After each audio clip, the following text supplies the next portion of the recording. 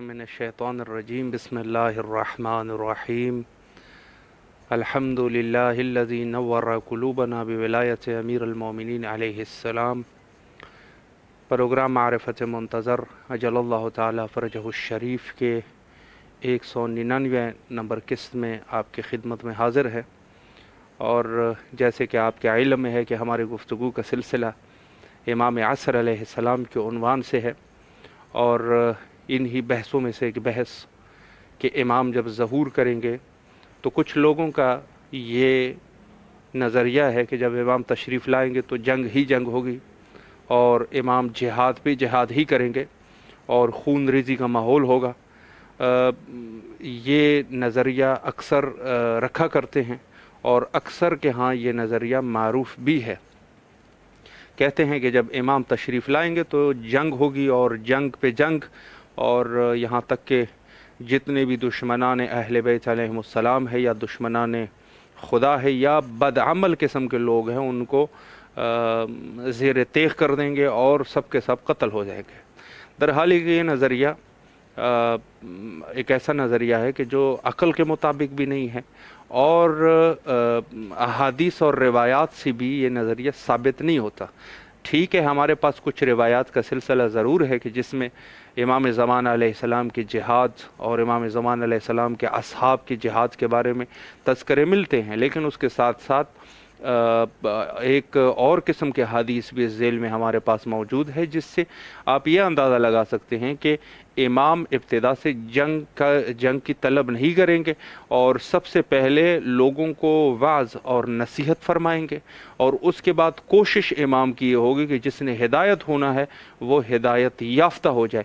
ये जो जंग होगी ये दकीकन वही जंग है जो कि हज़रत रिसालत मआब सल्लल्लाहु अलैहि वालिही के दौर में हुई है या हज़रत अमीर अल-मोमिनीन अलैहिस्सलाम के दौर में हुई है। जैसे अमीर अल-मोमिनीन अलैहिस्सलाम की जंग ख़वारिज के साथ थी या उन अफराद के साथ जंग थी कि जिनका कोई इलाज नहीं था, उनका कुछ हो नहीं सकता था। जैसे सिफ़ीन की जंग है, बाज़ लोग इनको शायद मसलन ख़ताए इज्तिहादी का नाम दे के मौया की दिफा करते हैं, लेकिन ये दर हकीकत ख़ताए इज्तिहादी इस किस्म की गलती नहीं होती।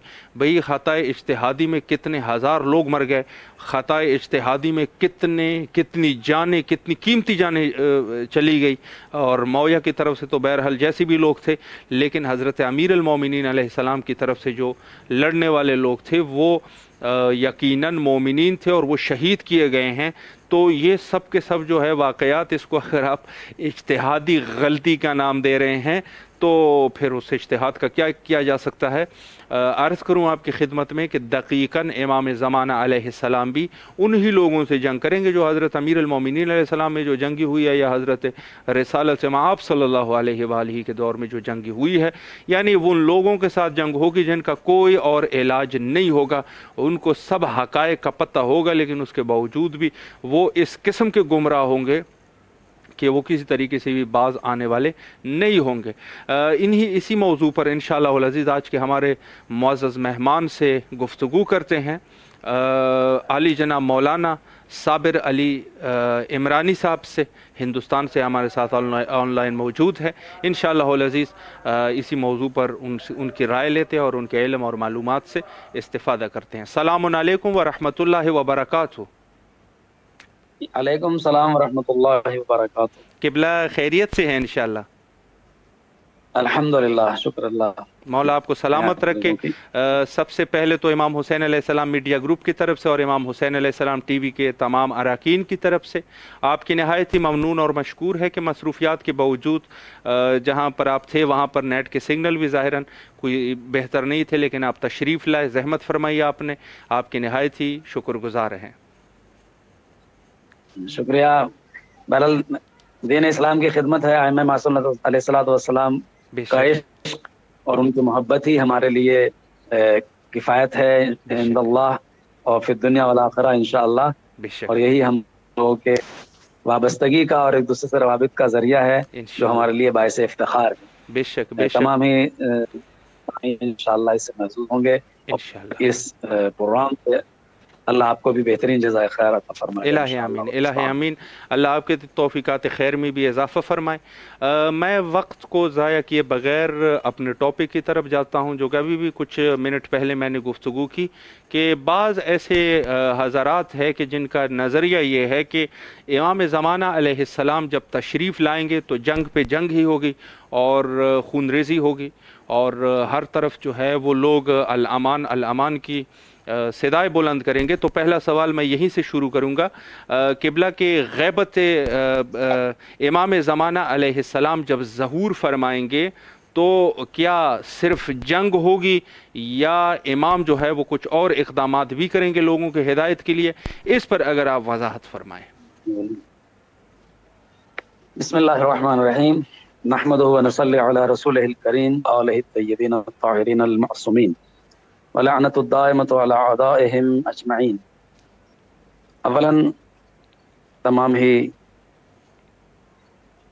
اس ذریعے سے دین اسلام کی خدمات انجام دینے والے افراد، خصوصاً آپ کی پوری ٹیم، ان سب کی خدمت میں مبارکباد پیش کرتا ہوں، خیر مبارک اور انشاءاللہ خداوند عالم آپ کو بہترین جزائے خیر عطا فرمائے گا۔ اور اس کے ساتھ ساتھ جو ناظرین یا سامعین ہیں، انشاءاللہ ان کی بھی امام زمانہ عجل اللہ تعالیٰ فتح شریف کے صدقے میں مشکلات کو دور فرمائے گا۔ الہ آمین۔ قرآن مجید کی جس آیہ کریمہ کو میں نے سرنامہ سخن بنایا ہے وہ سورہ ہود کی آیت نمبر 86 ہے، 86، کہ بقیت اللہ خیر لکم ان کنتم مؤمنین۔ سبحان اللہ ارشاد فرما رہا ہے کہ بقیت اللہ یعنی خداوند عالم کا بقیہ، جس کو اس نے باقی رکھا، جس کو اس نے زندگی اور حیات طیبہ عطا فرمائی، وہ تمہارے لیے خیر ہے، جی، خیر لکم، صحیح، تمہارے لیے خیر ہے، ان کنتم مؤمنین، اگر تم صاحبان ایمان ہو۔ صحیح، اس کا مطلب یہ ہے کہ خالق کائنات نے خود امام زمانہ کو خیر سے تعبیر کیا ہے، بے شک، بے شک، کہ وہ خیر ہیں۔ صحیح، ظاہر ہے کہ خیر جہاں ہے وہاں شر نہیں ہے، بے شک، اور اگر ہم یہ تصور کر لیں کہ امام کی حکومت قتل و غارت اور خوریزی پر مشتمل ہوگی تو یہ خیر سے بہت دور ہے۔ بالکل بالکل، یہ عقلاً بھی اور شرعی طور سے بھی سمجھ میں نہیں آ رہا ہے کہ قتل و غارت کو ہم خیر کیسے کہہ سکتے ہیں۔ بے شک، بے ہاں شک، البتہ جہاد کریں گے، اور جہاد خیر ہی خیر ہے، جہاد میں شر نہیں ہے۔ جی، امام زمانہ کی جو حکومت ہوگی، آپ جب اس میں آئیں گے اور جہاد کریں گے، وہ ایک عام نظریہ یہ ہے بہت سے لوگوں کا جی، کہ وہ بہت قتل و غارت ہوں گی، حتیٰ کہ لوگ جو بے لگام لوگ ہیں، آسان زبان میں جن کو کہا جائے ان کی زبان پر لگام نہیں ہے، وہ یہاں تک کہہ دیتے ہیں کہ 70,000 علماء قتل کیے جائیں گے، جی، یہ بالکل، کیے جائیں گے، وہ کیے جائیں گے۔ تو بالکل، ظاہر ہے کہ امام رحمت للعالمین کے بیٹے ہیں، بے شک، خالق کائنات نے ان کو رحمت للعالمین اور حضرت زہرا سلام اللہ علیہ کی پاک و پاکیزہ نسل قرار دیا ہے۔ بے شک، تو جو نبی خود رحمت للعالمین ہو، جی، اس کی نسل طیبہ کا یہ عظیم فرزند کیسے رحمت کا دامن چھوڑ سکتا ہے؟ بے شک، لیکن یہ اسی لیے امام کے دور حکومت میں قتل و غارت، جس کو عام زبان میں قتل و غارت کہتے ہیں، وہ قتل و غارت نہیں ہوگا، صحیح، بلکہ خود امام زمانہ ان سے جہاد کریں گے جی، کہ جو فتنہ گر ہوں گے، بے جو شک، انسانیت کے دشمن ہوں گے، بے شک، جو ایک اچھے معاشرے کے دشمن ہوں گے۔ جی، اور ظاہر ہے کہ یہ طریقہ آج بھی ایک اچھی حکومتیں کرتی ہیں کہ واقعی اگر کوئی امن کا دشمن ہے، جی، کوئی انسانیت کا دشمن ہے، بے شک، تو وہ ہر دور میں قابل لعنت بھی ہے اور بالکل، قابل قتل بھی ہے۔ بے شک، جیسے ہم یہ کہیں کہ ایک ڈاکٹر جب مریض کا علاج کرتا ہے تو وہ کئی طریقے سے علاج کرتا ہے۔ آخری علاج یہ ہوتا ہے کہ اگر کہیں زخم ہے، پھوڑا ہے، اگر وہ دوا کے ذریعے ٹھیک نہیں ہو رہا ہے تو پھر اس کا مجبوراً آپریشن کرتا ہی۔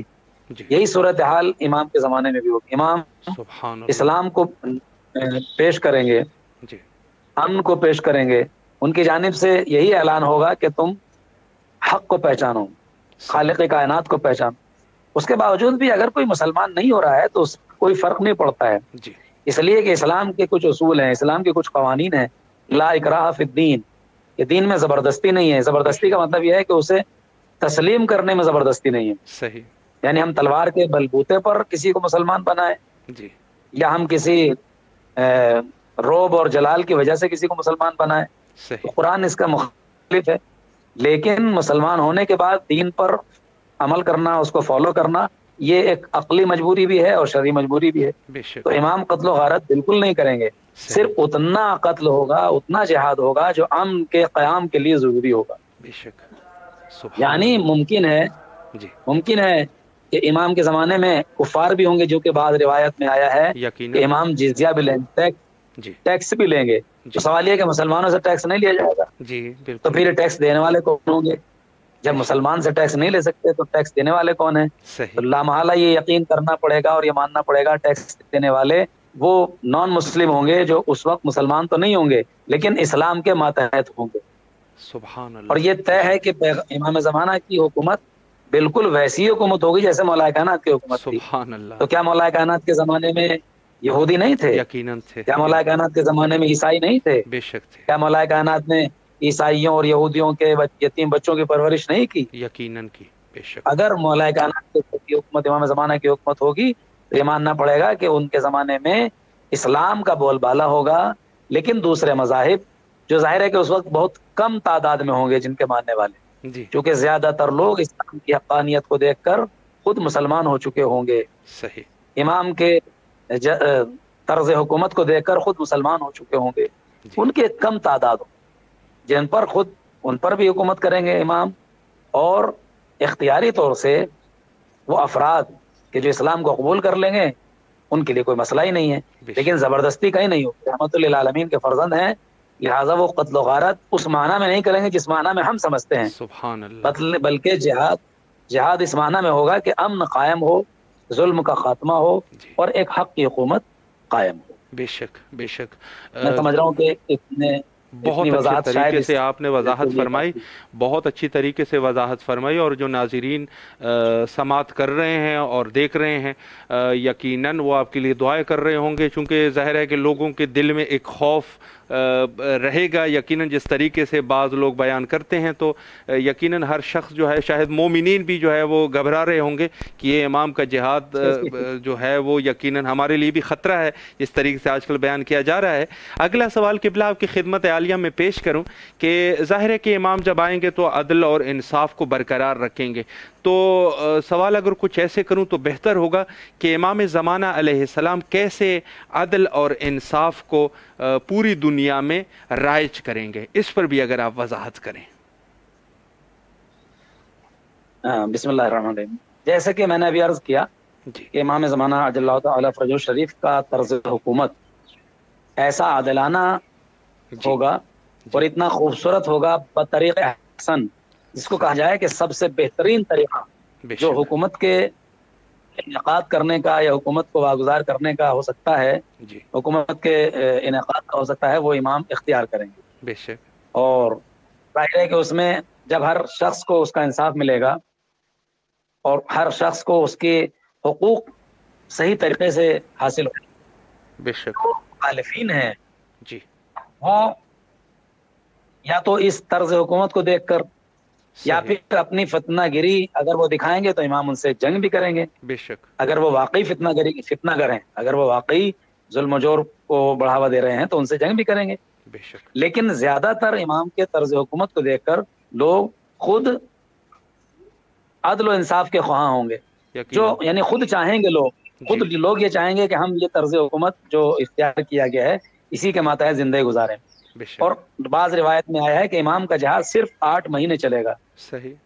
یعنی زیادہ لمبا جہاد نہیں امام کا. یعنی اب ظاہر ہے کہ اتنی بڑی حکومت ہے، اتنی بڑی دنیا ہے، جگہ جگہ امام کا جانا بھی ہے. جہاں ضروری ہوگا امام خود جائیں گے، جہاں ضروری نہیں ہوگا وہاں امام کے نمائندے رہیں گے. جیسے کہ اس سے پہلے بھی اسلامی فتوحات میں ہوا ہے، اسلامی لشکر جب جاتا تھا تو کہیں پیغمبر اسلام جاتے تھے، کہیں نہیں جاتے تھے، جہاں ضرورت تھی. لیکن عدل و انصاف کا قیام امام اپنے اس طریقے سے کریں گے کہ جس طریقے سے خود مولا کائنات کی زندگی میں ہمیں ملتا ہے.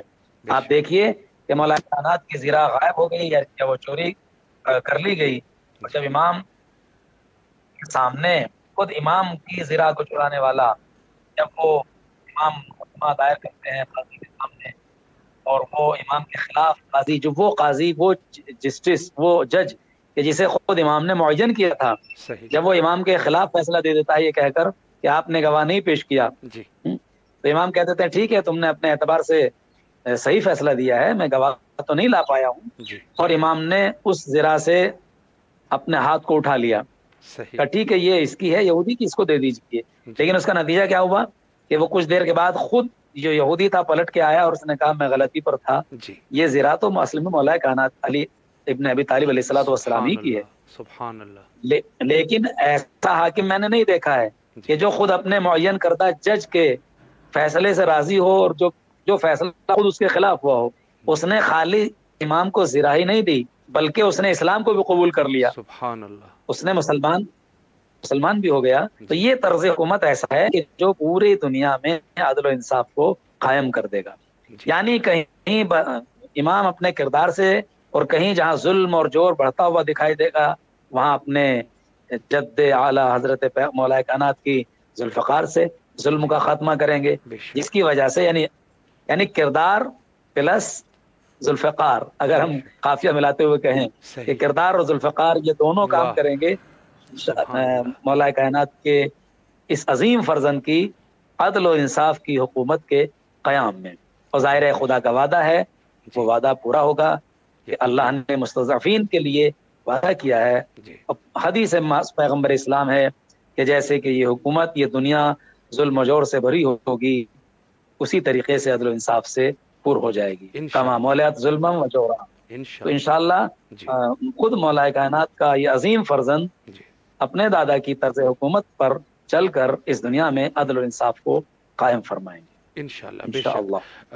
اگلا سوال آپ کی خدمت میں عرض کروں، جیسے آپ نے اشارہ فرمایا کہ امام کی حکومت در حقیقت اسی طرح کی حکومت ہوگی جیسے رسالت مآب صلی اللہ علیہ وآلہ کی حکومت ہے یا حضرت امیر المومنین علیہ السلام کی حکومت تھی، بالکل وہی حکومت ہوگی۔ تو اس اعتبار سے بھی ایک سوال میں آپ کی خدمت میں عرض کرنے جا رہا ہوں تاکہ مومنین استفادہ کر سکے۔ سوال یہ ہے کہ امام زمانہ علیہ السلام کی حکومت کی خصوصیات کیسے ہوں گے، اس پر بھی اگر وضاحت ہو جائے۔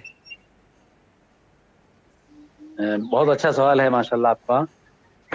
دیکھیے جتنی بھی اب تک اس کائنات میں الہی حکومتیں گزری ہیں، چاہے وہ جناب سلیمان کی حکومت رہی ہو، چاہے وہ انبیاء کے بعد پیغمبر اسلام کی دور نبوت رہا ہو، یا مولا کائنات کا زمانہ حکومت رہا ہو، یہ ساری حکومتیں یا سارا زمانہ امامت اور رسالت خود امام زمانہ کی حکومت پر رشک کرے گا۔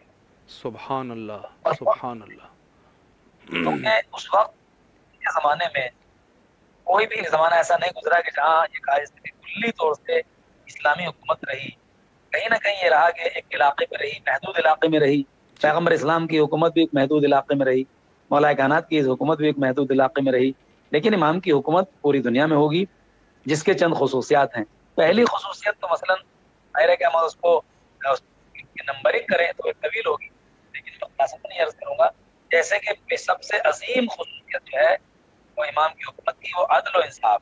سبحان اللہ۔ یعنی ایسا عدل و انصاف کہ جو قابل رشک ہوگا، قابل رشک ہوگا، قابل تعریف ہوگا، لوگ تو باقاعدہ سراہیں گے۔ اور اس کے علاوہ ظلم کا خاتمہ، یعنی جب عدل و انصاف ہوگا امام کی حکومت میں، ایسی طریقے سے ظلم کا خاتمہ ہوگا۔ بے شک۔ امام کی حکومت میں جو سخا یعنی سخاوت بہت زیادہ ہوگی۔ اللہ نے تمام مومنین کو اتنا نوازا ہوگا کہ وہ الحمدللہ جود و سخاوت سے اپنے آپ کو ان افراد کے لیے کہ جو اس لائق نہیں ہیں اپنے آپ کو پیش کریں گے، یعنی جود و سخاوت بھی ایک خصوصیت ہے۔ امام کے زمانے حکومت میں حق کا احیاء ہوگا، احیاء حق، یعنی حق کا بول بالا ہوگا۔ سبحان اللہ۔ امام کے دور حکومت میں امنیت ہوگی، چاروں طرف امن ہوگا۔ صحیح۔ حتیٰ کہ روایت میں آیا ہے کہ بکری اور شیر ایک چشمے پر پانی پیئیں گے۔ اللہ اکبر۔ یعنی وہ جانور جو ایک دوسرے کے دشمن ہیں، وہ افراد، وہ جانور جو ایک دوسرے کے دشمن ہیں، وہ ایک گھاٹ پر پانی پیئیں گے۔ صحیح۔ کوئی بھی خاتون اپنے کیسے ہی زیورات کا استعمال کرتے ہوئے دنیا کے زمین کے اس کونے سے دوسرے کونے تک چلی جائے گی، اسے کوئی دقت نہیں ہوگی، اسے کوئی مشکل نہیں ہوگی۔ اس لیے کہ جب امام کی حکومت ہوگی تو اس وقت ہر صاحب ایمان، ہر بندہ متدین ہوگا، باشریت ہوگا۔ ظاہر ہے کہ جب متدین ہوگا تو وہ ظلم کرے گا ہی نہیں، رجحانی طور سے بھی اور فکری طور سے بھی شرعی طور سے بھی. اس کے علاوہ جمع خوری نہیں ہوگی. لوگ جمع کر لیتے ہیں. دیکھیے آپ کوئی بھی حکومت آتی ہے پوری دنیا میں, پوری دنیا میں جتنی بھی حکومت لوگ کیا کر لیتے ہیں, تاجر لوگ مال کو اکٹھا کر لیتے ہیں جی, اپنی مرضی سے اپنے اعتبار سے بیچتے ہیں, غریبوں کا مذاق اڑاتے ہیں, غریبوں کے اوپر سختی کرتے ہیں. لیکن امام کے حکومت میں ایسا کچھ نہیں ہوگا, جمع خوری ممکن ہی نہیں ہوگی. اس لیے کہ ہر غلط کام پر حد جاری کی جائے گی, ہر غلط کام پر سزا دی جائے گی. صحیح. اس کے علاوہ مستضعفین کی خدمات کی جائیں گی. فرشتے مددگار ہوں گے, جو فتنہ گر ہوں گے ان سے امام جہاد کریں گے. اور ایک جو بہت اہم موضوع ہے امام کی حکومت کی خصوصیت کا, وہ ٹیکنالوجی کی پیش رفت ہے. صحیح. جی, یعنی جیسے کہ آج کے زمانے میں دنیا اتنی آگے بڑھ چکی ہے کہ جو کبھی کبھی ناقابل تصور ترقی ہوتی ہے. جی, جیسے آج کے زمانے میں ابھی دیکھیے اسرائیل کے ساتھ حماس کی جنگ ہوئی, اور اس میں دنیا یہ سمجھ رہی تھی کہ ان کے پاس جو ٹیکنالوجی ہے ڈرون کو ختم کرنے کی, میزائل کو ختم کرنے کی, وہ شاید کسی کے پاس نہیں ہے. لیکن ایسا کچھ نہیں ہوا. یعنی دنیا نے ہوا کھڑا کر رکھا ہے ٹیکنالوجی کا. اس میں کوئی شک ہے بھی نہیں کہ ٹیکنالوجی بہت آگے بڑھ چکی ہے. انسان چاند پر کمنڈے ڈال رہا ہے, مریخ تک پہنچنے کی کوشش کر رہا ہے, اور اس کے علاوہ منٹوں میں پورے شہروں کو تباہ کرنے کی دھمکی دی جاتی ہے. ایسے ایسے ہائیڈروجن بم اور ایٹم بم بنا لیے گئے ہیں. یہ بظاہر ایسی ترقی ہے جس میں فنا ہی فنا ہے. بالکل, یہ وہ ترقی ہے کہ جس میں خیر نہیں ہے. لیکن ترقی کا معیار ایک دوسرا بھی ہو سکتا ہے. صحیح. کہ ہم بہترین چشمے نکالیں, زمین کے ذخائر کو ہم فراہم کریں. صحیح. ہم ایسی ترقی کریں کہ جو انسانیت کے لیے فائدہ مند ہو. اور امام علیہ الصلوۃ والسلام جب آئیں گے تو روایت میں ہے کہ اس وقت جو ہے علم کے جتنے بھی درجات ہیں 28 حروف جو ہیں ان میں صرف ایک حرف ہے جو پوری دنیا میں استعمال ہو رہا ہے. لیکن جب امام آئیں گے تو علم کے سارے حروف آشکار ہو جائیں گے. سبحان اللہ. اور اس وقت ٹیکنالوجی اس منزل پر ہوگی کہ ہم تصور بھی نہیں کر سکتے. مثلا روایت میں آیا ہے امام صادق علیہ الصلوۃ, امام جعفر صادق علیہ الصلوۃ والسلام ارواحنا لہ الفداء کا قول ہے کہ جب ہمارا قیام کرے گا, امام زمانہ جب قیام کریں گے تو اللہ مومنین کی سماعت اور بصارت کو اتنا تیز کر دے گا کہ مغرب میں بیٹھنے والا انسان مشرق میں بیٹھنے والے مومن کی گفتگو سنے گا. یعنی یہاں پر کسی آلے کے ذریعے نہیں ہوگی. ایسا نہیں ہے کہ کوئی ضروری نہیں کہ وہ اب تو ہم بھی سن رہے ہیں, آپ ماشاءاللہ کربلا سے بول رہے ہیں, ہم انڈیا سے بول رہے ہیں تو سن تو رہے ہیں. لیکن اس میں پھر بھی ایک چیز ذریعہ ہے. جو ذریعہ ہے وہ یہ موبائل ہیں یا نیٹ ورک ہے. لیکن اگر امام صادق یہ کہہ رہے ہیں کہ مومنین کی خود سماعت و بصارت اتنی تیز ہوگی تو اس کا مطلب یہ ہے کہ وہاں بغیر کسی آلے کے ایسا ہوگا. یعنی جو عقل کہتی ہے اس حدیث کے غور میں ذہن میں رکھتے ہوئے ان کی سماعت بھی ایسی ہوگی, بصارت بھی ایسی ہوگی. اس کے علاوہ ان کی طاقت زیادہ ہو جائے گی. یعنی امام کے زمانے حکومت میں ٹیکنالوجی اپنے آخری مرحلے پر ہوگی, صحیح, جہاں پر ناقابل تصور ہوا. تو یہ امام کی حکومت چند خصوصیات ہیں جس میں اور بھی بہت سی خصوصیات ہیں الحمدللہ. لیکن میں سمجھ رہا ہوں کہ اتنا بھی ہم غور کریں تو یہ کم نہیں ہے. جی, بہت اتنی زمان کی کسی بھی معصوم کے شکریہ. جی, بہت اچھے طریقے سے آپ نے وضاحت فرمائی. ٹائم تو ہمارے پاس ہے قبلہ, اگر اجازت ہے تو ایک دو سوال جو ہے وہ غیبت کے عنوان سے. نہیں, ضرور. جی ضرور. غیبت امام زمانہ علیہ السلام درحالی ایک آپ مجھ سے بہتر جانتے ہیں کہ ایک موضوع ہے, اور یہ بھی موضوع جو ہے وہ جس کو کہا جائے کہ اس پر کئی پروگرام ہو سکتے ہیں, لیکن میں کچھ سوالات آپ کی خدمت میں عرض کروں. سب سے پہلا سوال یہ ہے کہ شاید وہ مومنین, گفتگو تو البتہ کرتے آ رہے ہیں, لیکن شاید ایسے مومنین جو کہ شاید آج ہی پہلی دفعہ پروگرام کو دیکھ رہے ہیں, تو پہلا سوال قبلہ آپ سے یہی ہے کہ غیبت امام زمانہ علیہ السلام کی وضاحت فرمائیں, اس پر اگر کچھ گفتگو ہو جائے. دیکھیے غیبت کا ایک مفہوم جو یہ قرآن مجید میں بھی ہے اور خود سورہ بقرہ کی ابتدائی آیت میں ہے کہ لفظ غیب اکثر قرآن مجید میں استعمال ہوا ہے. صحیح. غیب سے مراد ہوتا ہے کسی چیز کا سامنے نہ ہونا. اسی سے غیب آیا ہے, یعنی اور اسی سے غیبت آیا ہے, یعنی جو ہمارے سامنے نہیں ہے. اور اگر مومنین کے فائدے کے لیے اور ان کو محظوظ ہونے کے لیے لفظ کا استعمال اور کر دوں تو شاید بہت اچھا ہو. اسی سے غیبت بھی آیا ہے. جی بالکل. جیسے غیبت ہے ایسے غیبت بھی ہے. جی. یعنی غیبت وہ جو پیٹھ پیچھے اپنے بھائی کی برائی کرنا, یعنی وہ سامنے نہیں ہے, بالکل وہ ہمارے سامنے نہیں ہے, اس کے برائی ہم نے کی تو یہ غیبت کہلائی. جی لیکن خود اسی سے غیبت, یعنی سامنے نہ ہونا کا مطلب غیبت. صحیح. تو امام کی غیبت جیسے, اور یہ کوئی نیا موضوع نہیں ہے, غیبت ایک ایسا عظیم موضوع ہے کہ جس کو خالق کائنات نے اپنے اس عظیم بندے کے غیبت کو سمجھانے کے لیے شاید گزشتہ انبیاء کے زمانے میں بھی اس کو رائج کیا. مثال کے طور پر جناب موسیٰ کہ نجومی نے خبر دی کہ تیری حکومت میں ایک ایسا بچہ پیدا ہوگا فرعون سے کہ جو تیری حکومت کو ختم کر دے گا. جی. اس نے بچوں کو قتل کرانا شروع کر دیا. اور دیکھیے دائی آئی ہے جناب موسیٰ کی والدہ کے پاس, لیکن وہ یہ نہیں پتہ لگا پا رہی ہے کہ نہیں ہے. صحیح. تاکہ یہ رپورٹ دے رہی ہے فرعون کو کہ ان کے یہاں کوئی آثار نہیں ہیں, جبکہ موسیٰ ہیں. موسیٰ ہیں, یہ بات ہے, تاریخ میں ہے. لیکن وہ یہ کہہ رہی ہے وہاں بچہ نہیں ہے. اور پھر بچے کی ولادت بھی ہوئی, اور پھر خداوند عالم نے اس کو اتنا عظیم بنایا اور العزم پیغمبر بنایا, جس نے اس دور کے ظالم اور جابر اور ایک عظیم صاحب اقتدار بادشاہ کو اس طریقے سے ذلیل و خوار کیا کہ اسے نیل کی موجوں کے حوالے کر دیا. اللہ اکبر. تو غیبت اسی طریقے سے ہم دیکھیں جناب ابراہیم, اور آگے بڑھیں گے جناب عیسیٰ کے تسلسل سے, اور آگے بڑھیں گے تو جناب خضر کے حوالے سے. تو غیبت ایک ایسا مفہوم ہے کہ جو ذہنوں کو ہموار کرنے کے لیے خالق کائنات نے انبیاء کے زمانے ہی سے اس کو رائج رکھا. اب جب ائمہ کا زمانہ آیا تو ائمہ کے زمانے میں مشکلات یہ آئی ہیں کہ اب خود اپنے ہی دشمن تھے.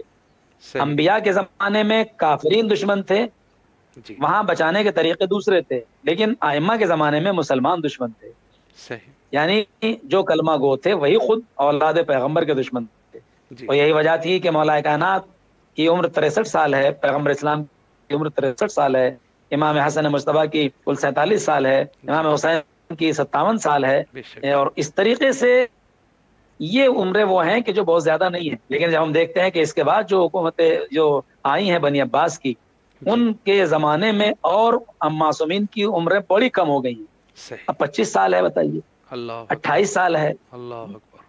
تو اس طریقے سے ضرورت تھی کہ اب میرا جو آخری نمائندہ ہو, کیونکہ اسے قیامت تک باقی رہنا ہے, ایک وقت معینہ تک باقی رہنا ہے, اور عدل و انصاف کی حکومت کو قائم کرنا ہے. اب ضروری ہے خالق کائنات کے لیے بعنوان لطف, جو ہم اصطلاح میں پڑھتے ہیں کل علم کلام کی اصطلاح میں, کہ لطف الہی ہے امامت, لطف الہی ہے رسالت. تو لطف الہی ہے اسی امام کے وجود کو باقی رکھنا, چاہے وہ غیبت ہی کے ذریعے سے ہو, تاکہ وعدہ خدا بھی پورا ہو جائے اور نسل پیغمبر بھی باقی رہے. اور اگر یہ غیبت نہ ہوتی تو ظاہر ہے اس کا نتیجہ یہی نکلتا کہ جیسے گزشتہ ائمہ معصومین کو شہید کر دیا گیا زہر کے ذریعے یا دوسری چیزوں کے ذریعے, لامحالہ امام کے لیے بھی کچھ ایسا ہوتا. اور پھر اس کی صورت یہ بنتی کہ یا تو قیامت آتی, چونکہ خدا نے وعدہ کیا ہے کہ آخری حجت کے بعد ہی قیامت آئے گی, تو یا تو قیامت ہوتی, یا پھر یہ کہ اس کو باقی رکھا جائے تاکہ جو ان پر ظلم ہوا ہے, جو ان کی حکومت کو قائم نہیں کیا گیا ہے, اس کا کچھ تو بدلہ ملے. اسی لیے امام کی حکومت بھی ہوگی, اس میں رجعت بھی ہوگی, اور رجعت اسی لیے ہوگی تاکہ وہ معصومین علیہ الصلوۃ والسلام جو ظلم و جور کی زندگی گزارنے کے بعد اس دنیا سے گئے ہیں, وہ بھی اللہ کے نظام کو اس دنیا پر اپنے ذریعے قائم کریں اور لوگ اس سے مستفیض ہوں.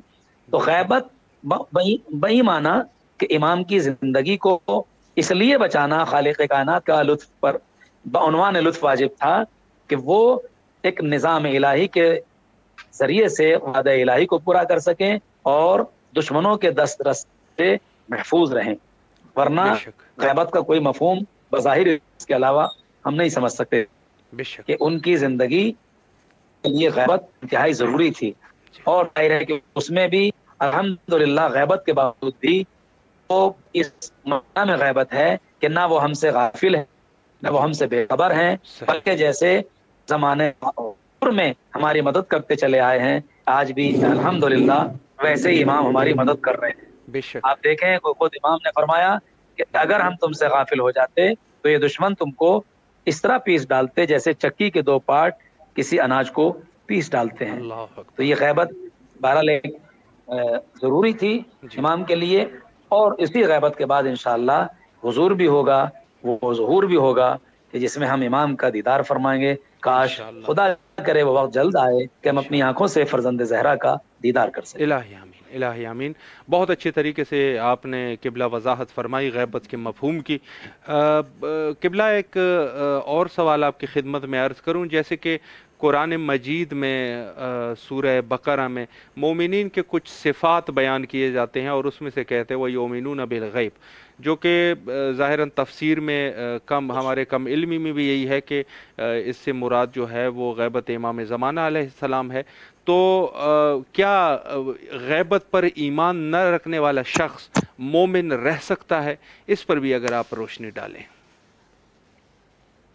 دیکھیے اسلام کا ایک قانون ہے، ایک جی کلیہ ہے جی کہ اصول مذہب کے انکار کرنے والا اگر ایک اصل کا بھی انکار کر رہا ہے صحیح. تو پھر وہ اس سے خارج ہو جاتا ہے. بے شک. مثال کے طور پر اگر ہم یہ کہیں کہ پیغمبر اسلام پر یقین رکھنا واجب ہے، ضروری ہے، جی تو پھر پیغمبر اسلام نے اگر یہ کہا ہے کہ مجھ سے پہلے عیسیٰ نبی گزرے ہیں، جناب موسیٰ نبی گزرے ہیں، جناب ابراہیم نبی گزرے ہیں، تو ہمیں ان پر بھی یقین کرنا واجب ہے اور ضروری ہے. بے شک. اگر ہم کسی ایک کا انکار کرتے ہیں تو گویا کہ پیغمبر اسلام کا انکار کرتے ہیں. بے شک. قرآن اللہ. مجید اللہ کی کتاب ہے، جی پیغمبر اسلام کے ذریعے ہم تک پہنچی ہے.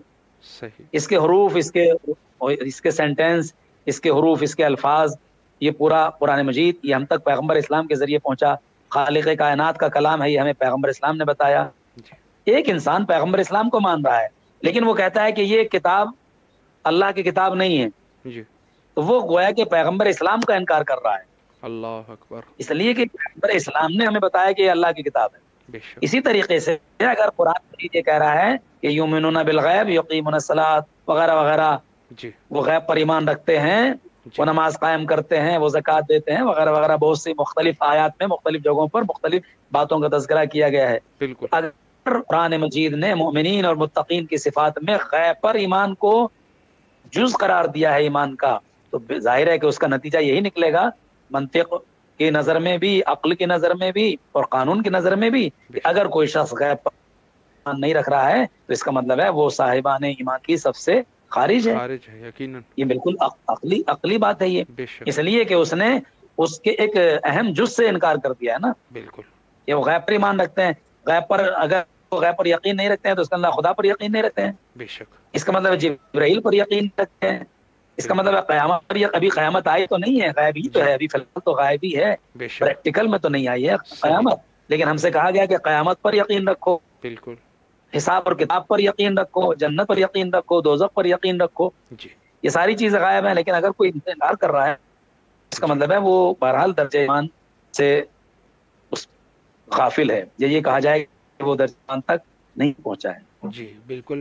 اگلا سوال آپ کی خدمت میں عرض کروں کہ فقط امام زمانہ علیہ السلام غیبت کے پردے میں ہیں یا کچھ اور اللہ کے خاص بندے اور انبیاء میں سے، اولیاء میں سے وہ بھی غیبت کے پردے میں ہیں؟ اس پر بھی اگر آپ وضاحت کریں. جی تو بالکل مشہور معروف روایات ہیں جی اور سمجھ رہا ہوں کہ کافی حد تک لوگوں کے ذہن بھی ہوگا. جی لیکن ایک سوال ہے وہ کہ اس کے ذریعے شاید ان تک پہنچ جائے. خود امام زمانہ علیہ شریف کے علاوہ بہت سے افراد غیب کی زندگی گزار رہے ہیں. صحیح. اور یہ شاید اسی لیے گزار رہے ہیں کہ لوگ عادی ہو جائیں ہمارے آخری حجت کے غیبت کو ماننے کے لیے، شاید اس وجہ سے ہو. اللہ اکبر. اصل تو خدا بہتر جانتا ہے، بے شک. اصل راز خدا بہتر جانتا ہے، لیکن ایک سمجھ میں کچھ ایسا آتا ہے. مثال کے طور پر جناب خضر کے لیے متفق ہیں پوری امت مسلمہ. جی بالکل. جناب عیسیٰ کے لیے متفق ہے پوری امت کہ وہ چرخ چاروں پر، حتیٰ کہ خود مسلمان ہی نہیں کہ بہت سی دوسری اقوام بھی متفق ہیں بہت سے ان کے بندوں پر. اور وہ کہتے ہیں مثال کے طور پر ہمارے برادران اہل حنود جی کہتے ہیں کلنکی اتار آئے گا، تو کوئی نہ کوئی تو ہے جی بے شک. اب بعض نے کہا کہ پیدا ہوگا، بعض نے کہا کہ نہیں وہ غائب ہیں. جی لیکن جناب عیسیٰ اور جناب خضر کے لیے بالکل اتفاقی طور سے امت مسلمہ متفق ہے. اقرار کر رہی ہے. جی حالانکہ اور دو نبیوں کے بارے، دوسرے نبیوں کے بارے میں بھی، دو نبیوں کے بارے میں اور کہا گیا ہے، لیکن ان پر تو اتفاق ہے. جی جناب عیسیٰ جناب خضر کے لیے تو اتفاق ہے. اس کے علاوہ اگر ہم دیکھیں تو خود فرشتے، سب تمام فرشتے غائب ہیں. غائب ہے بالکل. ہمارے کاندھوں پر بیٹھے رہنے والے منکر و نکیر کرامن کاتبین، دعائے کو میل مولا کائنات فرمائے معبود میرے ان گناہوں کو بخش دے کہ جن کو تو نے کرامن کاتبین کے لکھنے کو حکم دیا ہے، لیکن ہمیں اللہ کہیں نظر نہیں آتے کہ ہمارے کاندھے پر فرشتے. بے شک. یعنی اس کا مطلب ہے اجنہ غائب ہیں، جی اس میں اچھے بھی ہیں برے بھی ہیں. اس کے علاوہ اگر ہم دیکھیں اصحاب کہف کے بارے میں خود قرآن مجید نے کہا تو وہ موجود تو ہیں لیکن ہماری نگاہوں کے سامنے تو ہے نہیں. بہرحال جی غار ہی میں ہیں، بے شک. جہاں بھی ہیں تو بالکل. وہ اصحاب کہف ہوں، جناب عیسیٰ ہوں، جناب خضر ہوں یا فرشتے ہوں، یہ سب وہ مخلوقات خدا ہیں. اللہ کے بعض نیک بندے ہیں، بہت سے نیک بندے ہیں کہ جو امام زمانہ عجل اللہ تعالی فرجہ شریف کی طرح ہماری نظروں سے اوجھل ہیں، جی مگر ان کے وجود کا کوئی بھی مسلمان انکار نہیں کرتا ہے. جی افسوس تو یہ ہے کہ اولاد پیغمبر سے، خصوصاً اولاد علی و زہرا سے دشمنی ہے کہ ان کے وجود پر شک ہوتا ہے، بے ان شک. کے بارے میں ہوتا ہے کہ وہ پتہ نہیں یہ آپ کا عقیدہ ہے. جی لیکن جناب عیسیٰ کے لیے نہیں کوئی کہتا ہے، جی جناب خضر کے لیے نہیں کوئی کہتا ہے، ان کو کوئی نہیں کہتا ہے کہ اتنی لمبی عمر کیسے مل گئی. جی جناب عیسیٰ تو ہمارے امام زمانہ سے بھی بعنوان عمر، بہرحال جی ان کی عمر زیادہ ہے، جی جناب بالکل. خضر کی عمر زیادہ ہے، لیکن افسوس ہے امت مسلمہ پر کہ جی وہ اس طرف توجہ نہیں دے دیتی رہے ہے. ہیں بالکل. بہرحال کچھ افراد ہیں. جی آخری سوال قبلہ آپ کی خدمت میں عرض کروں، ہمارے پاس تقریباً 4-5 منٹ کا ٹائم بچا ہے. دور غیبت کبریٰ میں چونکہ ظاہر ہے کہ وقت کے امام غیبت کے پردے میں ہے باذن اللہ، تو اس میں مومنین کی کیا ذمہ داریاں ہیں، اس پر بھی اگر 4-5 منٹ گفتگو کی جا سکے. بسم اللہ. شکریہ. زمانہ غیبت میں ہماری ذمہ داریاں کچھ اور زیادہ بڑھ جاتی ہیں. جی وہ اس طریقے سے کہ امام زمانہ عجل اللہ تعالی فرجہ شریف ہمارے امام ہیں، ہمارے سرپرست ہیں، ہمارے مولا اور ہمارے آقا ہیں. بے شک. ہر گھر کا ایک دستور یہ ہوتا ہے کہ جب تک گھر میں بزرگ رہتا ہے تو جی اس بزرگ کی ذمہ داریاں زیادہ رہتی ہیں. بے لیکن شک. جیسے وہ بزرگ کچھ دیر کے لیے ہماری نظروں سے اوجھل ہو جاتا ہے، مثال کے طور پر ہمارے بزرگ، ہمارے گھر میں جو بزرگ ہے وہ مثلا مارکیٹ چلے گئے، کہیں مہمان نوازی میں، کہیں مہمانداری میں چلے گئے. صحیح. اب گھر میں دوسروں کی، جو دوسرے لوگ ہیں ان کی ذمہ داری زیادہ بڑھ جاتی ہے. بڑے بیٹے کی ذمہ داری بڑھ جاتی ہے، یقیناً. اوروں کی ذمہ داری بڑھ جاتی ہے کہ گھر میں کوئی ایسا کام نہ ہونے دیں جو عزت کے خلاف ہو، جو معاشرے کے خلاف ہو، جو عدل و انصاف کے خلاف ہو. تو جی میں یہی کہوں گا کہ اگر ہمارے امام اس وقت ہمارے سامنے نہیں ہیں جی تو ہماری ذمہ داریاں کچھ اور زیادہ بڑھ جاتی ہیں. اللہ دین کے اکبر. تئیں بھی ذمہ داری بڑھ جاتی ہے، خود امام زمانہ کے تئیں بھی ذمہ داری زیادہ بڑھ جاتی ہے. بے ان شک. میں سے دائرہ وقت کا میں 4 پوائنٹس میں آپ کی خدمت میں عرض کروں. بسم اللہ. سب سے عظیم تو یہ ہے کہ ہم خود امام کی معرفت حاصل کریں، اور صحیح. اس کی بڑی تاکید ہے دعاؤں میں. شیخ صدوق علیہ الرحمہ نے کتاب کمال الدین میں جو دعا نقل کی ہے، اور مفاتیح الجنان میں شیخ عباس قمی علیہ الرحمہ نے بھی اس دعا کو بیان کیا. اللہم عرفنی نفسک جی فإنک ان لم تعرفنی نفسک لما عرف نفسک. پوری دعا ہے، ظاہر ہے کہ وہ جی جی موضوع اس وقت طویل گفتگو نہیں کر سکتے ہیں صحیح. کہ معبود ہمیں اپنی معرفت عطا فرما. جی اگر تو نے اپنی معرفت نہیں عطا فرمائی تو ہم تیرے نبی کو نہیں پہچان پائیں گے. جی تو اپنے نبی کی معرفت عطا فرما، اگر ان کو نہیں پہچان پائیں تو تیرے حجت کو نہیں پہچان پائیں گے، اور اپنی حجت کی معرفت عطا فرما. اگر تیری حجت کو نہیں پہچان پائے زلل تو عن دینی، تو ہم اللہ دین سے اکبر. گمراہ ہو جائیں گے. اس اللہ کا مطلب یہ ہے کہ غیبت امام میں یہ اہم موضوع ہے کہ ہم معرفت حاصل کریں بے شک. تاکہ دین پر باقی رہیں. ایک موضوع یہ ہے کہ ولایت اہل بیت سے تمسک رکھیں. صحیح. امام جعفر صادق علیہ الصلوۃ والسلام ارواحنا له الفداء ارشاد فرماتے ہیں طوبى لشيعتنا المتمسكين بحبلنا في هبة قائمنا. اللہ اکبر. خوشخبری ہے ہمارے ان شیعوں کے لیے جو زمانے ہمارے قائم کے زمانے غیبت میں ہماری رسی سے متمسک ہیں. یعنی وہ رسی کیا؟ یعنی ولایت اہل بیت. ایک اہم موضوع جی امام کی غیبت میں وہ یہ ہے کہ انتظار فرج. ہم امام کے ظہور کا انتظار. ہم نے فرمایا افضل اعمال امتی انتظار الفرج. میری امت کے بہترین اعمال میں بے شک.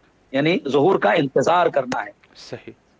اور اہم موضوع یا اہم ذمہ داری اصلاح نفس کی بھی ہے. صحیح. ہم منتظرین امام زمانہ ہیں. ہماری ذمہ داری ہے کہ اپنے نفس کی اصلاح کریں، اخلاق حسنہ بہتر سے بہتر بنائیں، صفات کمالیہ حاصل کریں، خود آراستہ و پیراستہ ہوں. اس لیے کہ اگر ہم نے اپنے نفس کی اصلاح نہیں کی تو ظاہر ہے کہ ہم امام کے اس لطف و کرم سے محظوظ نہیں ہو پائیں گے کہ جس کے لیے ہمارے نفس کی اور روح کی پاکیزگی لازم و ضروری ہے. تو اصلاح نفس ہونا چاہیے، ولایت اہل بیت سے تمسک ہونا چاہیے، اور ہمیں معرفت خدا و معرفت رسول و معرفت امام ہونا چاہیے.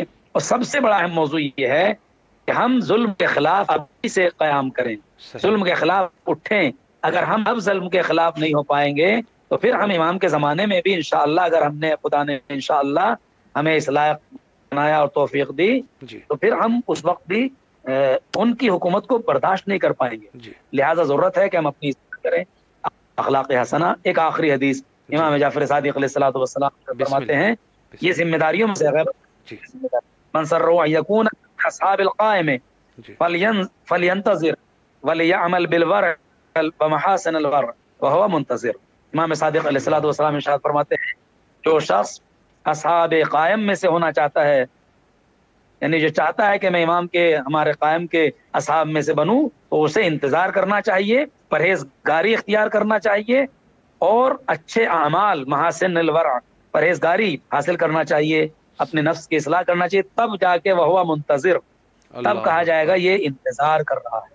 سبحان اللہ. ورنہ اگر ایسا نہیں ہے تو ہم صرف زبانی دعویٰ تو کر سکتے ہیں، حقیقت میں منتظر امام زمانہ نہیں کہلا سکتے. یقیناً. پروردگارہ ہمیں اپنی ذمہ داریوں کو بھی پورا کرنے کی توفیق عطا فرمائے، اور ہمیں امام کے اعوان و مددگار اور ناصرین میں شمار کرے، اور خود فرزند زہرا کے ظہور میں تعجیل فرمائے. الہی آمین، الہی آمین.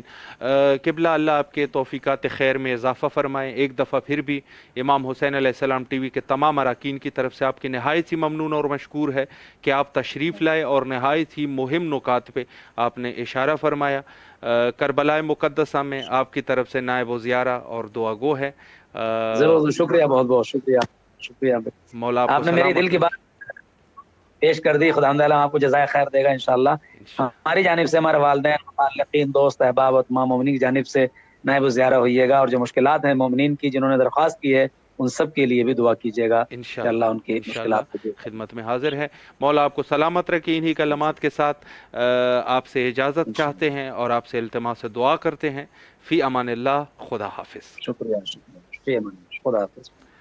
جی یہ تھے ہمارے ساتھ عالی جناب مولانا صابر علی عمرانی صاحب لکھنؤ ہندوستان سے.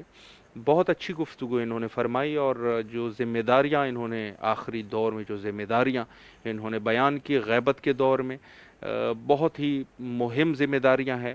اور ان میں سے ایک ذمہ داری جو کہ سید محمد تقی موسوی نے اپنی کتاب مکیال المکارم میں تقریباً 80 ذمہ داریاں بیان کی ہے، اور اس 80 ذمہ داریوں میں سے ایک ذمہ داری یہ ہے کہ ہم اپنی مجلس میں امام علیہ السلام کا ذکر کریں.